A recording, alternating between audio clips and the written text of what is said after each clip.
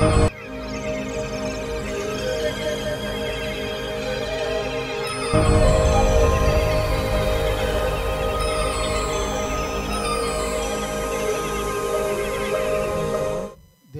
మహిమ కలుగును గాక. మీకు అందరికి కూడా ఉదయకాల సమయంలో శుభవందనాలు తెలియజేస్తున్నాను. మరి ఈ యొక్క సమయంలో కొద్దిసేపు దేవుని వాక్యాన్ని మనము ధ్యానం చేసుకుందాము. పరిశుద్ధ గ్రంథంలో నుండి యోబు గ్రంథము 1వ అధ్యాయము 5వ వచనాన్ని చివరి భాగంలో నేను చదువుతాను. మీరు కూడా బైబిల్ని తీయండి, మరి నాతో కూడా బైబిల్ని కలిసి చదువుదాం. ఒకసారి యోబు గ్రంథము 1వ అధ్యాయము 5వ వచనము చివరి భాగం చదువుదాము. యోబు నిత్యము అలాగ చేసుండెను. ఒక చిన్న ప్రార్థన చేసుకుందాం. ప్రేమగల తండ్రి యేసయ్య నీకు వందనాలు. మరి ఉదయకాల సమయమున దయచేసిన శ్రేష్టమైన సమయాన్ని బట్టి నీ స్తోత్రములు.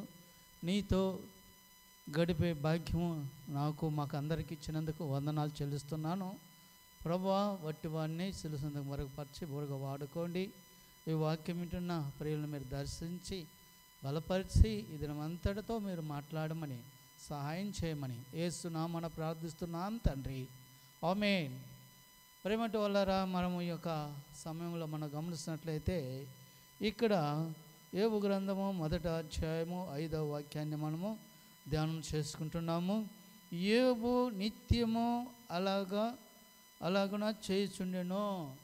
యోబు అలాగా అంటే నిత్యము అలాగా చేయుచుండెను. ఎలాగా చేయుచుండెను అని మనం ఒకసారి ఆలోచించినట్లయితే ఈ ఉదయకాల సమయంలో ఈ 5వ వచనంలోనే మనము ధ్యానం చేసుకోవచ్చు. యోబు నిత్యము అలాగా చేయుచుండెను, ఎలాగ చేయుచున్నాడు అని ఒకసారి మనం ఆలోచించినట్లయితే ఇక్కడ మరి వారి ఇంది దినములో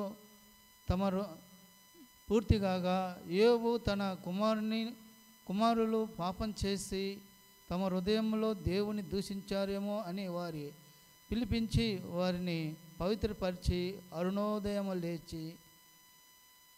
లేచి వారిలో ఒక్కొక్కరిని నిమిత్తము దానబలి అర్పించుచు వచ్చెను. యోబు నిత్యము అలాగ చేయుచుండెను. ప్రేమంటూ వాళ్ళారా, మనము ఉదయకాల సమయంలో మనం గమనించినట్లయితే మరి యోబు మరి జీవితాన్ని ఒకసారి మనం పరిశీలించినట్లయితే యోబుకి 7 మంది కుమారులు, 3 కుమార్తెలు. యోబు ఊజు దేశంలో గొప్పవాడు. ఆయన మరి చూసినప్పుడు ఊజు దేశం ముందు యోబు ఒక మనిషి ఉన్నాడు. అతడు యథార్థవంతుడు, న్యాయవంతుడు, దేవుని భయభక్తులు కలిగి చెడుతనం విసర్జించేవాడు. అతనికి 7 కుమారులు, 3 కుమార్తెలు కలిగి ఉండేది. యోబు న్యాయవంతుడును, దేవుని భయభక్తి కలిగిన వాడును, యథార్థవంతుడు, చెడుతనం విసర్జించేవాడు, ఎంతో భక్తి కలిగినట్టు వాడు, ఎంతో దేవుని పట్ల వినయము విధేయత కలిగినట్టు వాడు. దేవుడు అంటే భయపడేవాడు యోబు. అయితే అదే సమయంలో యోబుకు 7 మంది కుమారులు, 3 కుమార్తెలు ఉన్నారు.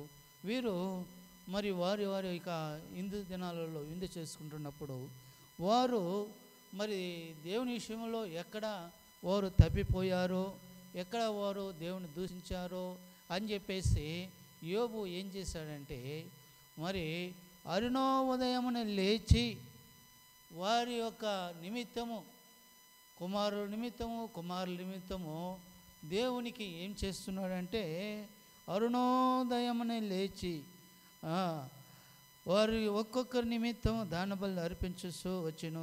యోబు నిత్యము అలాగున చేయుచుండెను. యోబు అరుణోదయాన్ని లేచి తన పిల్లల విషయంలో ఎంత శ్రద్ధ తీసుకొని వారి యొక్క బాగుభోగాల కొరకు, వారి ఆలోచనల కొరకు, వాళ్ళ యొక్క జీవితాల కొరకు, వాళ్ళ కొరకు యోబు ఏం చేస్తున్నాడంటే నిత్యము అలాగా చేస్తున్నాడు.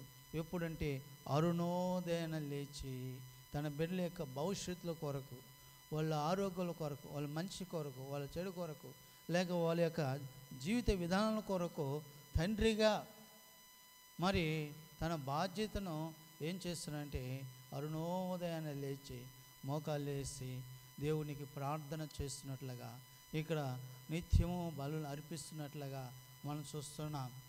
కాబట్టి ప్రేమటోళ్ళారా, ఈరోజు ఉదయకాలంలో నువ్వు నేను తండ్రిగా, ఒక తల్లిగా, ఒక పెద్దలంగా, ఒక బాధ్యత కలిగినట్టు వారముగా మన యొక్క పిల్లల నిమిత్తము, మన వారి నిమిత్తము మనము ఏం చేస్తున్నాం? ఒకసారి ఆలోచించుకోండి.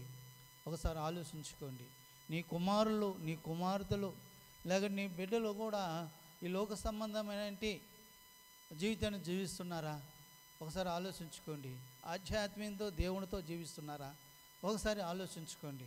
అయితే ఈ లోక సంబంధమైన జీవితం ఎక్కడ జీవిస్తున్నారో, ఎక్కడ తప్పిపోయారో, ఎక్కడ దేవునికి దూరం అయిపోయారో అని చెప్పి మరి యోబు తన ప్రార్థనలో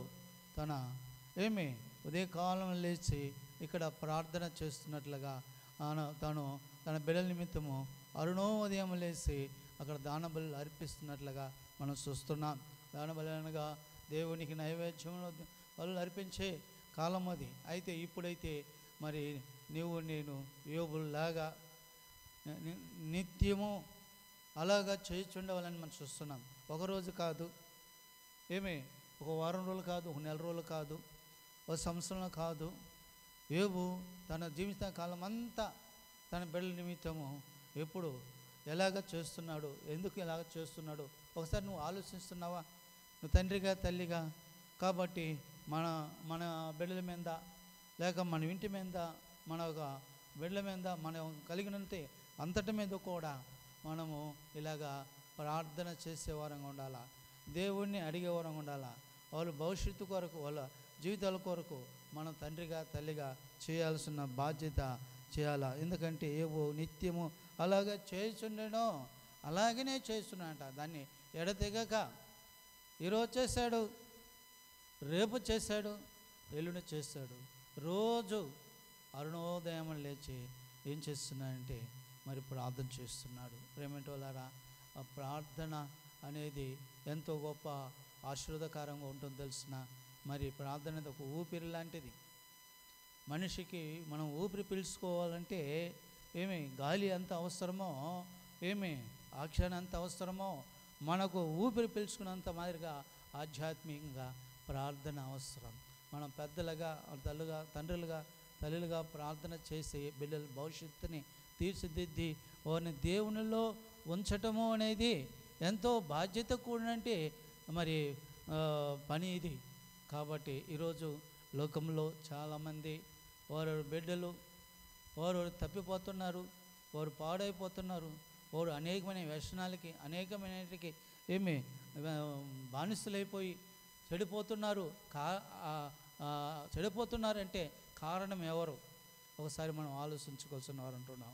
తండ్రిగా, తల్లిగా మనం ఆలోచించుకోవాల్సిన వారు బాధ్యత లేని వారినిగా మనం పెంచుతున్నాం, బాధ్యత లేని వారిగా వారిని నేర్పిస్తున్నారు.